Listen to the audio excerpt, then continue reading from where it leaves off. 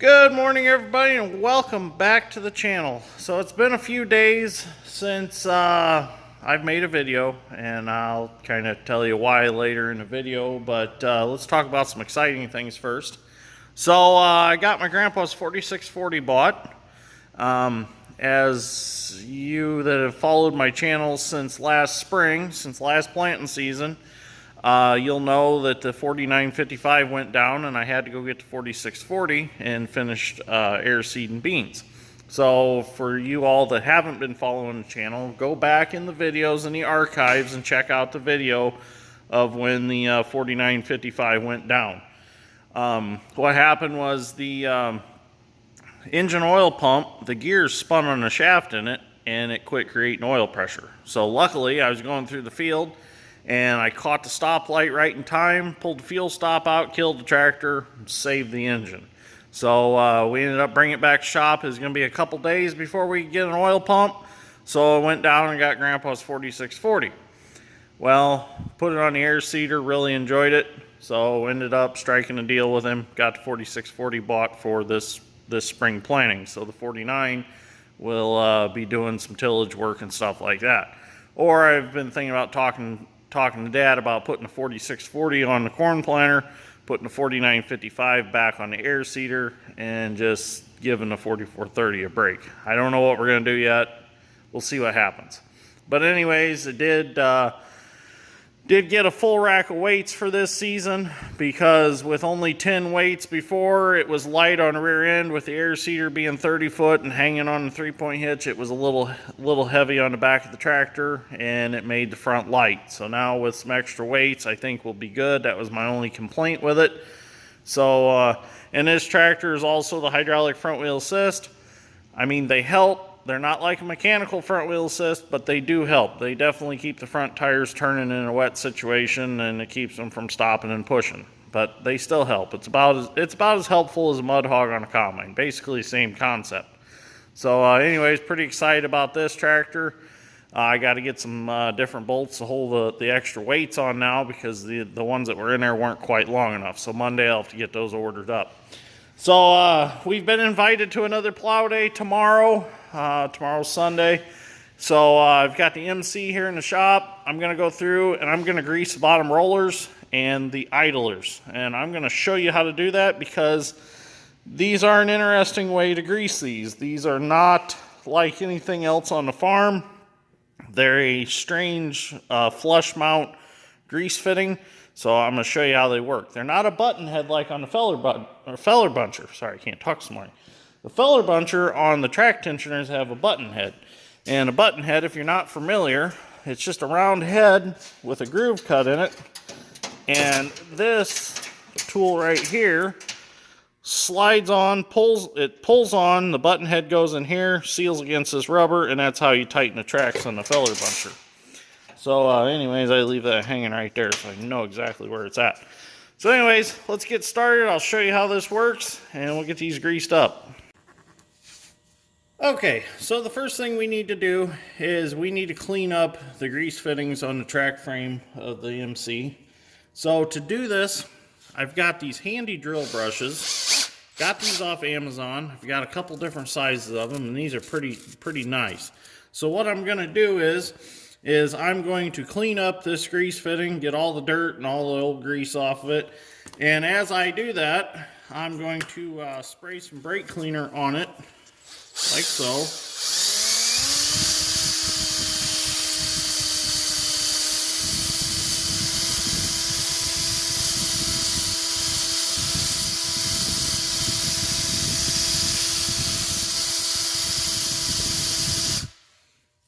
Much better.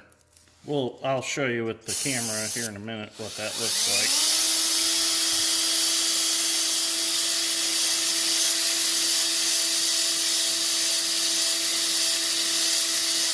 like. You got one right here under the camera I gotta get real quick.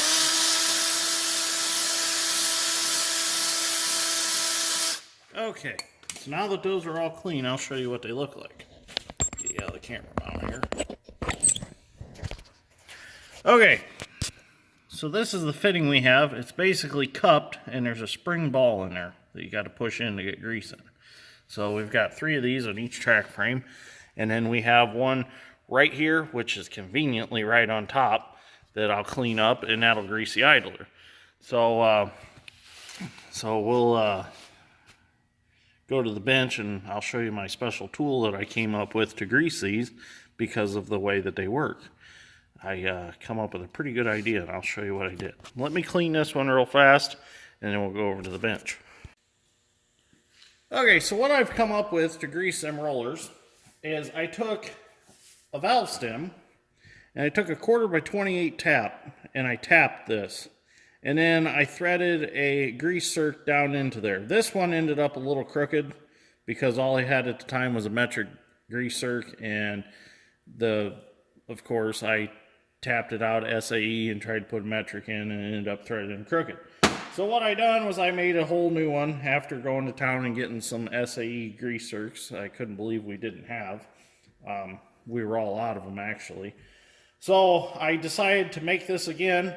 I took a shorter valve stem this time, clamped it in a vise, and I threaded the brass end so that the grease circ would thread in and then stick in my grease fitting on my grease gun. Or this will clamp in a lock and lube also in your grease gun. So what we're going to be using, and I've done some research, and this is what I came up with, is John Deere cornhead grease. Special purpose cornhead grease. This is a NLGI 0 grade grease. It's for cornhead, John Deere cornheads especially, because this grease, once it gets warmed up, it kind of turns into a gear oil, but then when it cools off, it solidifies, and as you can see, it turns into like it's almost like a Starburst you put in your mouth and it turns juicy, but I wouldn't put this in my mouth. But anyways, the purpose of this is if you have a seal that's leaking regular gear oil, you can put this in its place and it will get you some time to get you by. But in cornheads, this is what they run. So if you do have a seeping seal, once it cools off, it stays in the gearbox. But actually, Little Dick's final drives are full of this. The one final drive on the 270 Hitachi is full of this, and it's really good stuff because the 270, the one hub was messed up when we resealed it, and it was kind of iffy. It was going to hold gear oil. Well, it seeped a little bit, so we pumped it full of cornhead grease and have not had a problem since with it. Lil Dick was the same way. His final drives would seep, pumped them completely full of John Deere cornhead grease, haven't had a problem since. So all you service truck guys out there, all you heavy equipment mechanics, yes, you can put, I've seen this question asked before on Facebook, can I use cornhead grease? Yes, you can. It works. I've done it, we've done it, and it's been in them final drives for, oh, good Lord, 2 years now. So anyways, let's get this put in a gun. I've got a gun specially set aside for cornhead grease because then I don't have to clean out the other grease, and we'll get started greasing them. Okay, let's try to grease these rollers.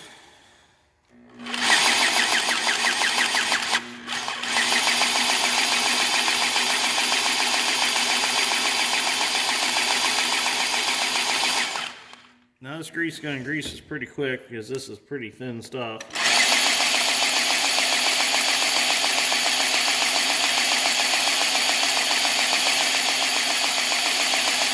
Now I do got the MC jacked up a little bit just to take the pressure a little bit off the rollers so that they can take easily, which they're rolling free, so that's a good thing. Spin them just a little bit just to make sure that they get grease all the way around in them. Now you don't have to jack it up, but I just figured maybe it'd be a little easier to make sure the grease gets in them. So kind of the reason that I took off making videos here this week is I got home Tuesday and found out that I was a single man.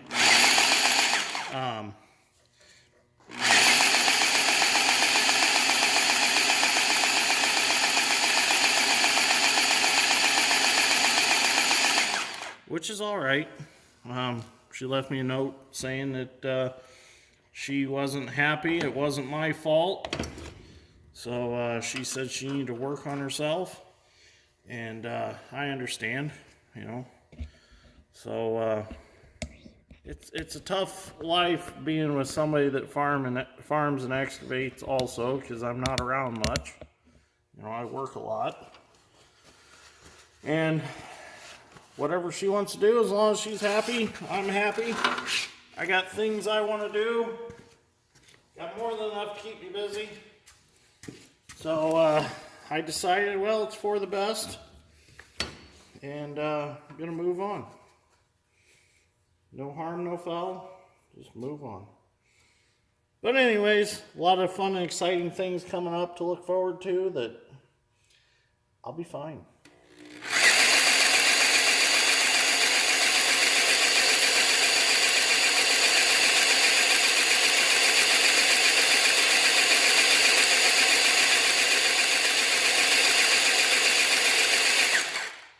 Me and my buddies are already trying to make plans to go out to Rantoul, Illinois to the Half Century Progress show this year.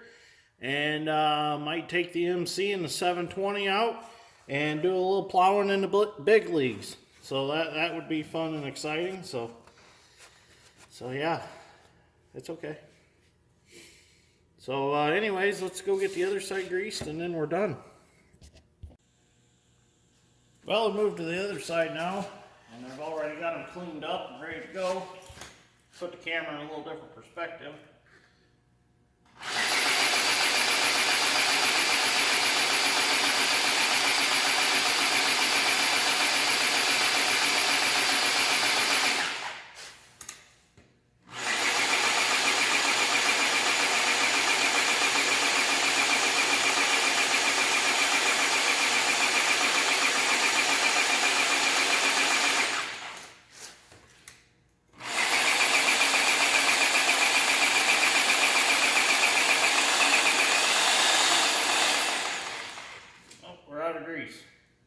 So I'll have to grab another tube. It's a good thing I got a whole case. So if you're wondering about the grease gun I'm using, this is a Lincoln electric grease gun. Well, not a Lincoln electric, Lincoln Lubrication, because Lincoln Electric's the welders.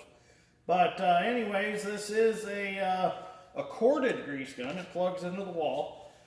I used to use this. I had one of those little Harbor Freight 2-stroke generators that I used to use, and I carry that around with me in my pickup, and it was enough to run this grease gun. It worked real good.